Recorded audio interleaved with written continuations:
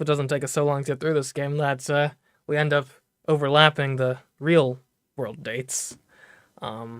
Anyways, the sky is gray, the hill crimson with corpses. Because there's something else I'm working on sort of in private where the dates are lining up kind of with the current dates, which is funny. Anyways, that's beside the point, though.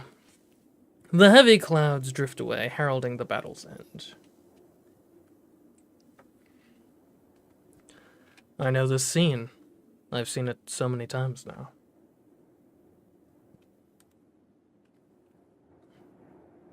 This is one of Saber's battles. She fought and won so many victories, scenes like this are almost commonplace for her. Afterwards, she will return to her castle, where her victory will be praised and celebrated.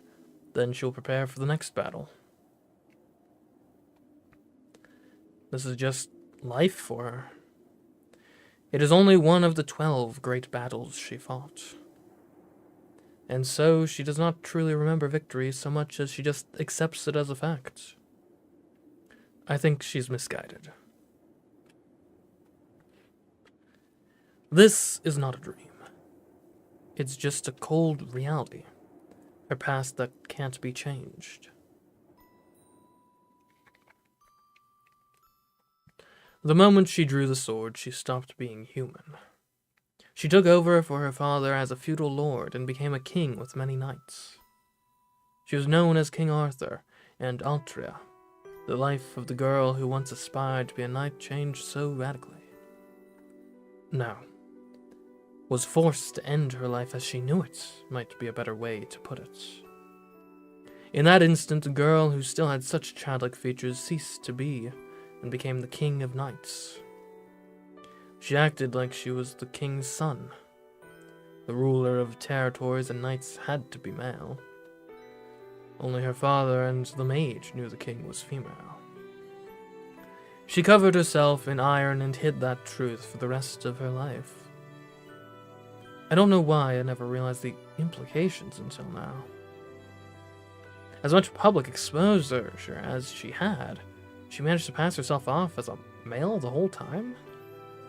The sheer suffering she likely endured must have been incredible, but a simple observer could never really understand. Time passes. 10 years worth of memories as king. And there is only one common thread that entire time. Even when she's on the throne. Even when she's walking through the hallway. Even when she's on the battlefield. Not a soul spoke to her. Even the round table, filled as it was with knights boasting of their valor, always fell silent the moment the king appeared. So that's what it meant. She was merely tolerated as an idol. Many knights looked down on Altria with her boyish appearance, and were ultimately not comfortable in trusting her with their blades. But because she managed to draw the sacred sword that no one else could, they had to obey, even if only to keep up appearances. They just accepted the disgrace, believed it would pass. Sacred sword or no, the king was merely a child. Even with Merlin's support, the king would surely fail eventually. When that happens, they need only take the sacred sword from her and select a new king. That's probably what most of the knights thought. But that's not how it went. The knight only just reaching adulthood was a flawless king. She enforced peace among the squabbling lords and fought off invaders as well. Of course, this wasn't due to the sacred sword's powers. The sacred sword only protects the king. The king, on the other hand, protects their nation. And through her deeds, she was always able to maintain control of her knights. The sacred sword protects her only from her enemies. It does nothing to help her hold sway over the hearts of her subjects. She worked herself to the bone to be the ideal king to all. At that point, the knights had no choice but to obey. They held their dissatisfaction for the young king in check, because the king was truly perfect. She strived to be an ideal king. The only condition for the knights' support was that their king be exactly that, the ideal king. There was no room for Ultra to be a human being. She could be a king, and only a king. The peerless knight who drew the sacred sword, who stopped aging from that moment, and who went on to win 12 great wars. The more perfect she became, the more people stayed away from her. As this continued, the king grew more and more isolated. That was who she was. But she did well. In fact, she did too well. She defeated her enemies and minimized her own side's casualties. No matter the battle, sacrifices must be made. So she believed it was her duty to make sacrifices, to bolster her army, and to defeat the enemy without wasting lives. And it's like when I'm playing a Fire Emblem game. It's so hard not getting the stuff. Didn't you already do this part? I don't know, maybe I just pressed continue. This might be a different one. It's familiar, at least. She would strip resources from one village to prepare her army, then defeat the invaders before they could strike her land, saving perhaps 10 villages. I think it's somewhat different, maybe? I don't know. It's been a bit. That was the king's approach, and it proved the best strategy at the time. But the knights must not have been happy. To them, only the foreign invaders should have died, and the only true victory is made without any such sacrifices. There shouldn't be any need to sacrifice a territory before battle. They were going to win regardless, so the sacrifices were pointless. There wouldn't be any sacrifices, so the king's actions were a waste. It was, of course, total nonsense. Once battle began, the knights spared not a thought for those little villages. No one thought twice about trampling the villages. Protecting them was never a consideration. The knights claim there's nothing to be done when the enemy destroys such villages, but to let them be destroyed is a great crime. Obviously, she knew that. But a king cannot worry about their personal feelings. She had to kill her emotions to make her decisions, and her knights had to suppress their own feelings to obey. And so sacrifices are made, and that string of victories stabilizes the nation. And in return, animosity for the king grew. King Arthur just doesn't understand how people feel. So one knight was heard to say as they left the castle. What a ridiculous story. She was expected not to be human, but they hated her precisely because she didn't have human emotions.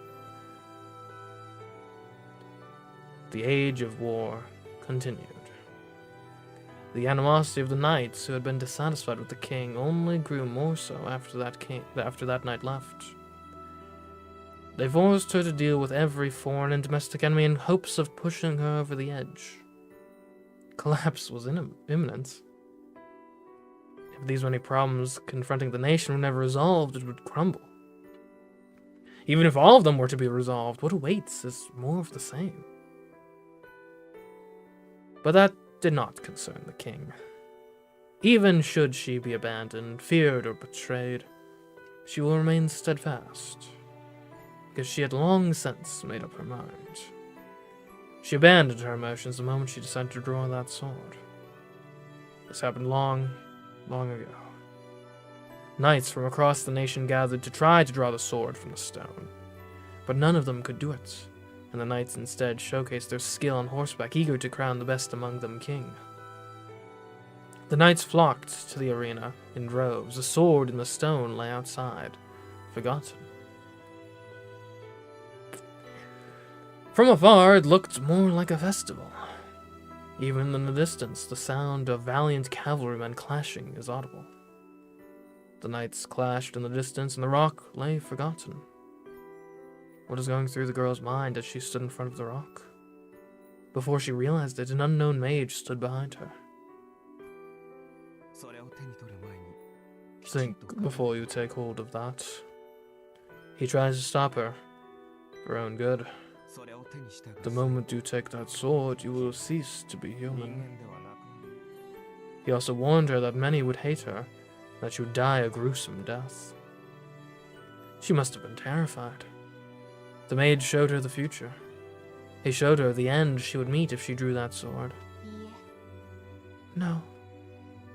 It only made her all the more determined. Even after seeing that future, she only gave a firm nod. The mage asked again if that was what she wanted. I saw many people smiling. So this cannot be a mistake. Yes, I would say the mage is likely Merlin. That would make sense. Oh, come to think of it, isn't there a mage in the Grail War? Oh, what if it's Merlin? That would be so terrifying and tragic. She took the sword in her hand. The mage looked troubled and turned away. Miracles come at a price. You will pay with what is most precious to you. He departed with those prophetic words.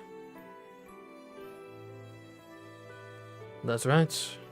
She just wanted to protect everyone. But to do so, she had to abandon her desire to protect people. She cannot protect her country as its king if she still has a human heart. Even knowing this, she drew the sword. Even knowing this, she vowed to live as a king. So no matter what happens, she will remain steadfast. She abandoned her human heart. She was willing to give that up to protect her nation. Who could have known the girl made such a noble oath? She was determined to fight. Come what may and however might end, she still decided to fight. Even if an inevitable solitary doom awaited her. And her end did come. The Battle of Comlan. King Arthur set out on a campaign, and one of her knights usurped her throne, splitting the nation in two and sparking a terrible conflict. Legend has it that this battle brought an end to the knighthood and chivalry. You haven't seen Castor yet? I don't think so. Last major thing we did is we fought Heracles, or a berserker. But I don't think we've seen Castor. I think Castor's the one we haven't seen thus far. We've seen Assassin and Lancer. And obviously, Rider, Berserker are dead. So, and Archer. But yeah, I don't think we've seen Castor so far. She killed every knight who once served her, and invaded the land she'd fought to defend. All the knights who followed her were gone, and her own body lay injured and immobile. There's no one left around her. As ever, nothing has changed. All she had in her heart was the pride of a king. She'd known about this ending. Still, she believed there was something to be gained from this failure, which is why she kept fighting without ever failing or disgracing herself. She had not regrets? I'm going to assume that she had no regrets. Regrets she had not. If she were to have one, it would be seeing her nation in ruin. She raised her gaze. Maybe she would be able to see her castle in the distance from this hill. She saw only the aftermath of the battle, a dense forest and a lake to which she must return. That's right. The hill she'd meant to charge over has become a wall she can't climb. Strength left her body. For the first time, she loosened her grip on the sacred sword. And that's where it ended. It was only natural that the dream would end here, since there was nothing beyond that moment in her memories. And that is why the end cannot be rewritten. She worked so hard, and she was resented, betrayed. Nobody understood that she loved her people more than her nation. She came to be known as a merciless king. She was never rewarded or understood. On top of the crimson-stained, sword-strewn hill, the girl sat on the edge of death, isolated and betrayed.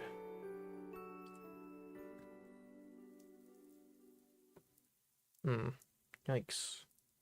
What a way to go. I wake to the sound of rain. It's morning. I grip my spinning head and sit up. It's just before 6 o'clock. The rain patters softly outside.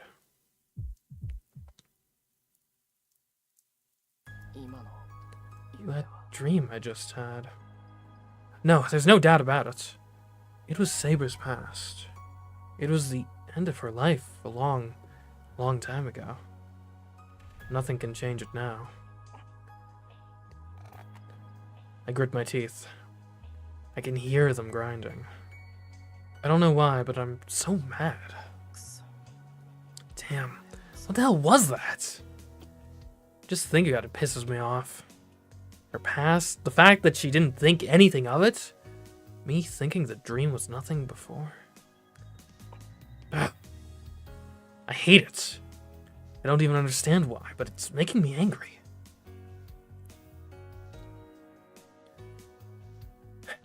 I don't like it. I don't like it one damn bit. No matter how you slice it, her life was unfair. So unfair. Well, that'll be an important detail later. Okay. Noted. She only wanted to help people. She wanted nothing for herself. But as hard as she worked, nobody understood her. Not even at the very end. That really pisses me off. It's so unfair. That's right. She worked harder than anyone, and she doesn't receive any reward? It's all just a bunch of crap. She should be rewarded for everything she's done. Well, I mean, luckily we're seeking the Grail, right? That's a reward, is it not? All the more reason to win this thing.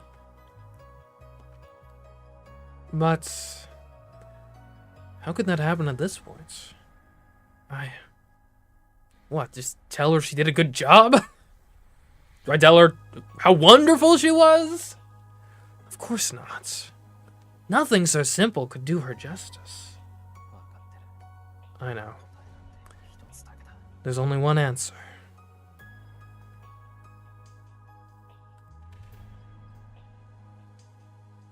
Right, okay.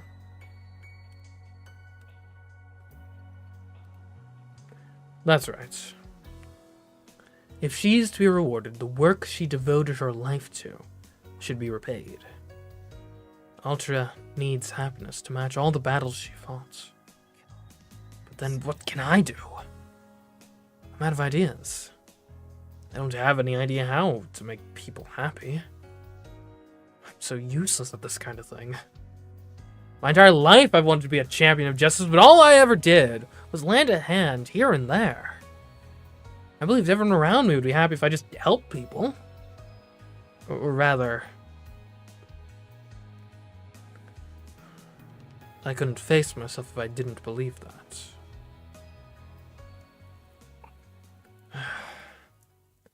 Helping people and saving people are very much not the same thing.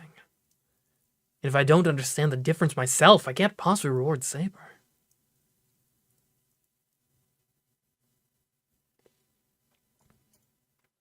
Breakfast is the same as usual. I get the sense Saber and Tasaka are pretty adaptable since they've already gotten used to Ilya being around. So, what are you going to do, Shira? In what respect? There are 3 masters left. The Holy Grail War isn't exactly never-ending, so you should think about making a move soon. Always being the one reacting to everyone else isn't a good luck. Look, I don't care about the optics, I care about what's effective. You know, is this a World War II type scenario where Blitzkrieg would be highly effective, or are we talking more about World War I, where we just went down in the trenches and machine gun some people, you know? Where are we story-wise? I guess the last major event that happened last stream is we killed Berserker, and now Ilya is living with us. So that's kind of the main points. Also, as I recall, I think last stream, Saber is acting weird around us now too, so hopefully that doesn't become an issue. Tasaka's right. There's nothing wrong with me physically, and Saber's completely healed. We should be done resting as of yesterday. You're right. You say we need to make a move, but it'll have to be at night. We're going to do the same things we've been doing during the day. Okay.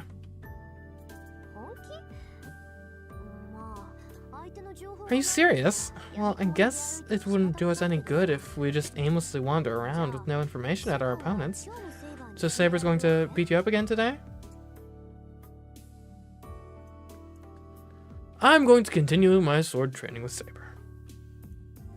That's what we've been doing every day, and a master should always be prepared for battle.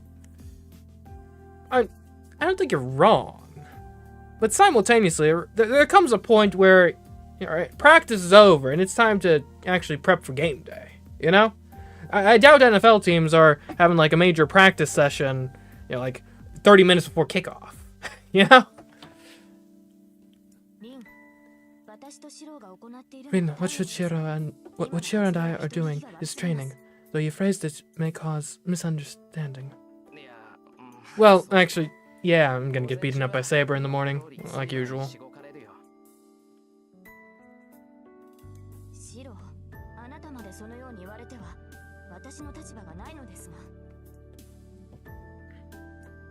Yeah. Keep in mind, chatters, not everyone's played the game, including me, so, you know. Don't reference future events as best you can. Yeah. Sure, if you describe it that way as well, you put me in something of a difficult position.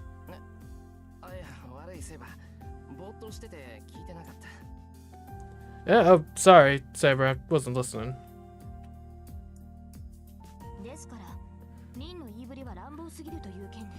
As I was saying, Rin's choice of words was too harsh. What's the matter with you, Shiro? You lack vigor this morning. The breakfast you prepared was also bland. Were you in the shed until late again last night?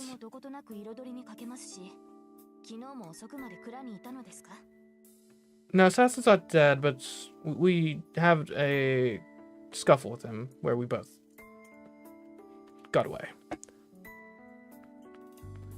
Saber may be questioning me, but there's no real bite to it. I can sense that she trusts me, which makes it even harder to meet her gaze now. As far as meet, I can't help thinking of that scene in the hill.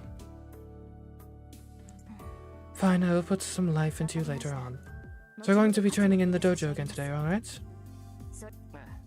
Yeah, what about you, Ilya? Me? I'll do the same as yesterday. I don't like getting all wet in the rain, so I don't want to go outside.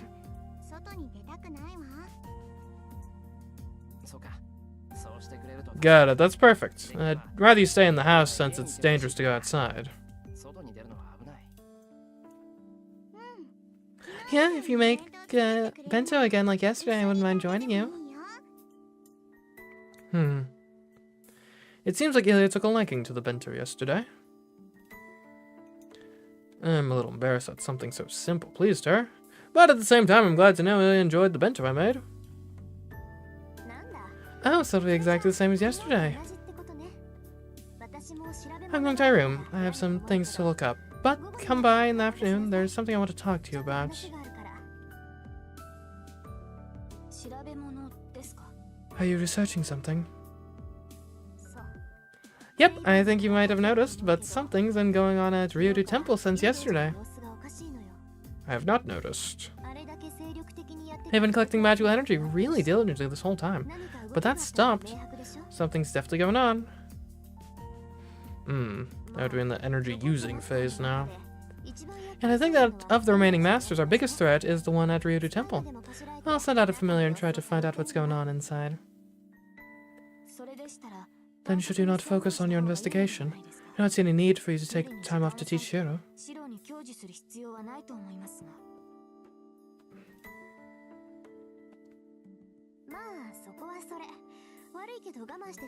Well then, I'm sorry, but you're just going to have to bear with me on that.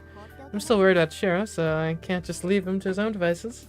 It might be one thing for him to die at the hands of an enemy, but since I'm his teacher, it'd bother me if he did something dumb and got himself killed because he messed up his MageCraft or something.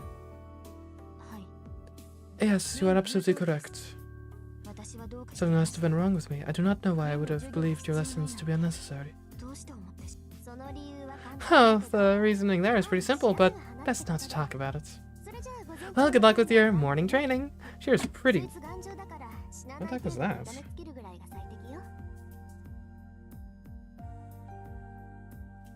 Whatever. Well, good luck with your morning training. She was pretty resilient, so it's probably best if you just beat him within an inch of his life. And with that, Tosaka leaves the room. Saber, take what Tosaka says with a grain of salt. She can say that because she's never been hit by you. I tell her just in case. For some reason, she seems pleased.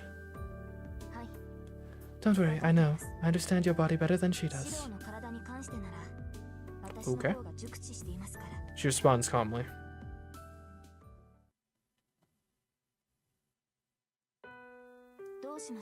What is the matter? Are you not going to eat, Elisabeth? You have eaten less than a third of what you did yesterday.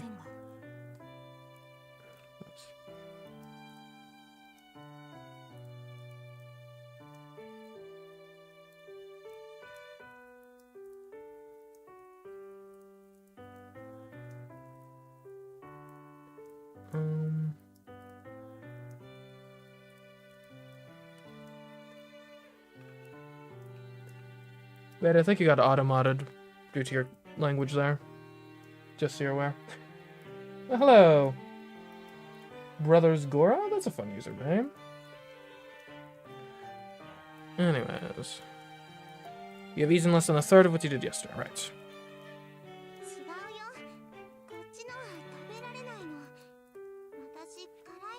Yeah, I think it... One of your words in your message got auto-modded.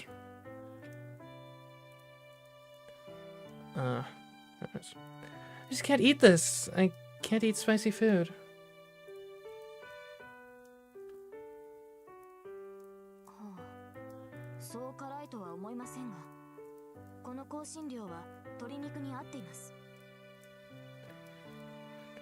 I do not think it is particularly spicy. The spice is used to go well with the chicken. I said I don't like mustard. Just eat this for me, will you? In return, I'll eat your strawberry for you.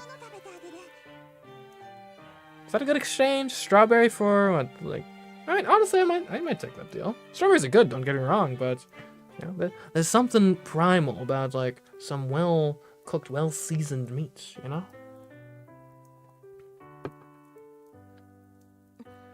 What are you doing, Elisvel? Hey, return that this instant. You may not have that. If you want something sweet, there's apple pie. Oh, we did make those apple pies, huh?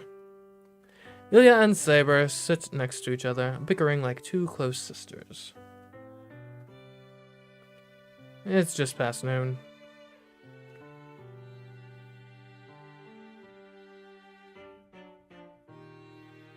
The three of us sit and face each other, eating lunch together just like yesterday. Oh right, it's not just lunch that's the same as yesterday. Our training today was as well. Today, though, was even more awkward. I don't know how to explain it, but something in my chest stirs whenever I face Saber, and I find myself unable to rush at her with the same desperation I used to. It's not just me. Saber's been acting weird, too. It used to be that she never let an opening go by. The last couple days, she's just waited for me to make a move. Which has meant the two of us just kind of ended up staring at each other for a while. What's going on with you two? You're not very fun to watch now. Ilya's criticism helped us get back into the swing of things. I managed to go after Saber, but it ended pretty much the same. She batted aside my half-assed attack, but didn't bother countering. Since she didn't follow up, I whirled on Saber, lunged again, and was once more repelled, though she again didn't counterattack. Our lackluster session got ended about 10 minutes ago. Once again, it was at Saber's suggestion we began our lunch break. We're having the same thing we did yesterday. Sandwiches. I figured it wouldn't do to make them exactly the same as yesterday, so I used a few other ingredients. Everyone seems happy. Well, I mean everyone except Ilya. Ilya's excited over the colorful sandwiches, and Saber takes a deep breath, preparing for her meal. I think that's Saber's way of showing her enthusiasm. It's much rowdier than yesterday. It's raining and the hardwood floor is cold, but this also feels like a picnic. Oh, that is enough, Elisabeth. If you eat like that, you will dirty your clothes. Honestly, this is what happens when you mimic Shiro and try to eat it in one bite. Your mouth is small, so you should eat more daintily. Huh, you're the one who doesn't understand, Saber. It's even less polite to worry about manners with a meal like this. And there's some truth to that, I guess, right? Alright, if you're the guy that's like, we grab like McDonald's and then you're like, oh, by the way, elbows off the table while you're eating your Big Mac, like, you're not getting invited again. I'm sorry. That's just the way it is. I don't make the rules. I just enforce them. This is a picnic, so this is how you should be eating, right, Shiro? Ilya happily munches on the sandwich. And Saber reluctantly wipes his mouth with a napkin. Granted, I will say, addendum. If you come over and you are, in any way, ever being like, oh, elbows off the table, it's disrespectful, like... And granted, look, I'm sure there's some archaic reasoning behind that manners rule, but I don't get it. Like, it's just, like, it's a table. Like, what the heck? If that's the comfortable way to eat, like, why not? I guess, maybe it's like... I guess it could hail to a time period where, like, you were out in the fields doing, like, hard labor or something.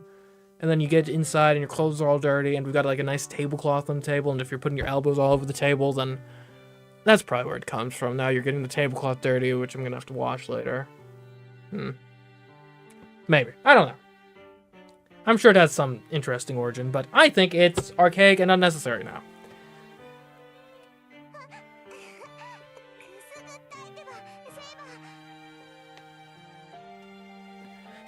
That cake, the pickle Saber.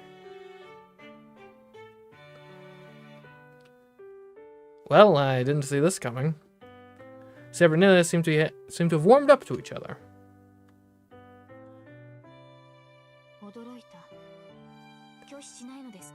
This is a surprise. Are you not going to push me away, Elisabeth?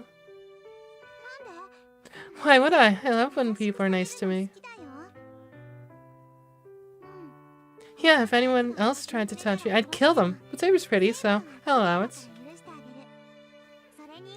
And we're sharing a meal now. If Saber likes me, I like her too.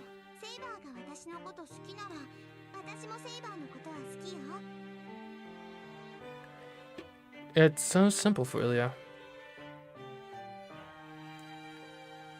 Saber, clearly taken aback, stares at Ilya, dumbfounded.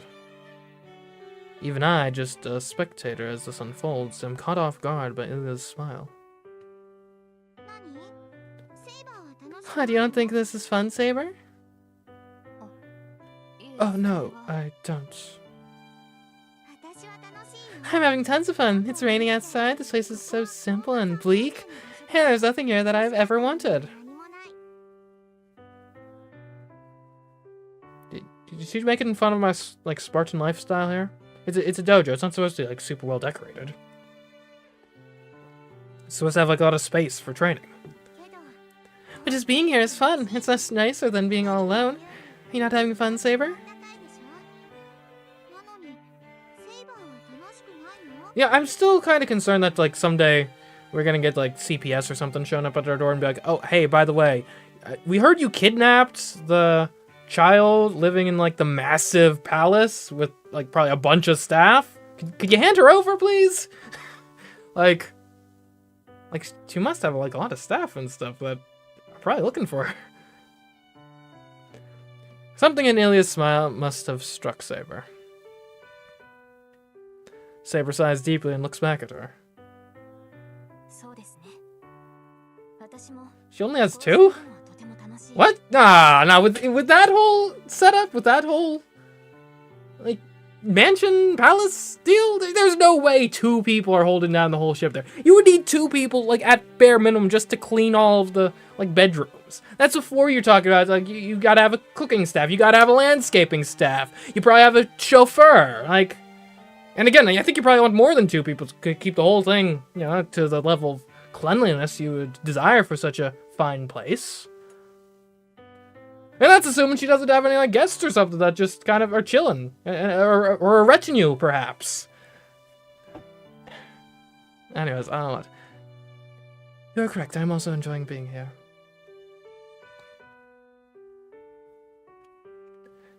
She sounds bright.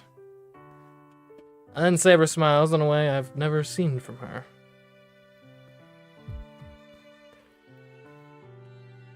I don't know why, but I'm getting emotional. That smile's great. It was for herself, and herself alone. It's not the usual smile I see from her whenever she's protecting someone. It's a smile of sheer happiness for her, from her. Shiro, what does that look for? Did something good happen? No, nothing. Was I making a funny face? Well, okay, I get that it's like a temporary living situation, but you still need to staff it up properly, you know? I don't know. Yep, you were, and you made a face like a father. Like you're watching over us from afar. I don't like it. Huh? Why?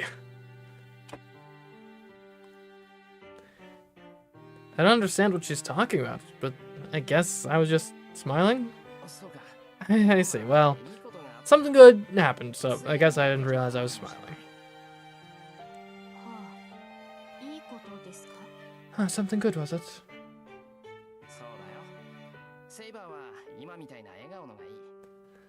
Yep, I like the way you smiled just now, Saber. Seeing it made me happy. What an odd thing to say. That makes you happy, Shiro? Yep, I guess I like seeing you smile like that, Saber. Saber nods, though she doesn't seem convinced. And then, I don't know what came over her, but she smiles and lifts her head. I see. Then it must be the other way around, Shiro. Huh? What do you mean, the other way? I'm happier to see you smiling. If you keep smiling, that is good enough for me. Oh no, we've got like an infinite regress of smiling now. Where will that end? I can't meet Saber's gaze. That's why it would make anyone lightheaded. I managed to calm myself down and glance sidelong at Saber.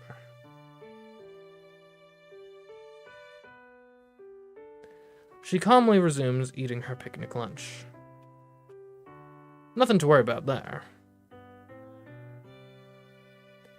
There should be nothing to worry about. Yet something is bothering me. I'm happy to see you smiling. Is that smile I saw for the first time? Or in that smile I saw for the first time? It seemed like she was contradicting herself.